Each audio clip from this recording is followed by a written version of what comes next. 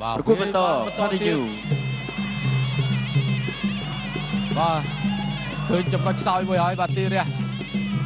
បាទបដាច់ទឹកទី2នេះបាទឬក៏ទុកដល់ទឹកទី3ទាត់ស្ដាំបាទចំជើងឆ្វេងទាត់ស្ដាំហើយក៏ទាត់ឆ្វេងហើយក៏ទាត់ស្ដាំថែមទៀតបាទរបស់ទីរះអាយ៉ា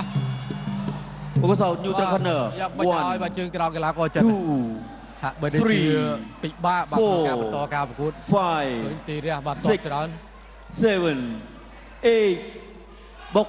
បាទវាយបាន ប្រគួតបន្ត continue បាទចុងទឹកទី2ទៅហើយបាទកីឡាករចិនទប់បានឬក៏យ៉ាងណាអាញាកដាលបាទសម្រាប់បញ្ឈប់តែម្ដងបាទមិនបន្តការប្រកួតទេបាទនៅសល់តែជាង10វិនាទីទៀតបាទកុំអីបានបាទដល់ទឹកទី3បាទជឿជើងក្រំ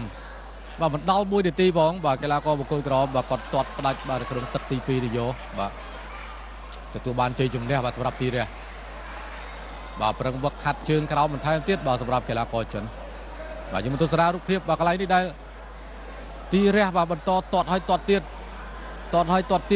បាទធ្វើឲ្យបាទកីឡាករចិនពិបាកបាទក្នុងការរក្សាចំហវាយបានល្អ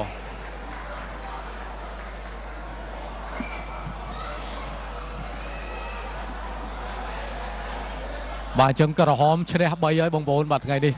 ក្រហមឈ្នះ3ហើយ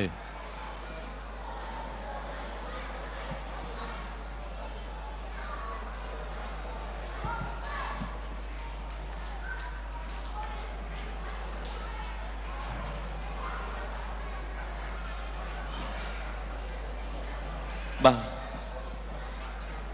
សូមអរគុណកីឡាករបង្គោលក្រហមទីរះកម្ពុជាទទួលបានជ័យជំនះដោយវាកីឡាករបង្គោលខៀវមុខពីប្រទេសចិនត្រូវលោកអញ្ញាកដាប្រជុំនៅក្នុងទឹក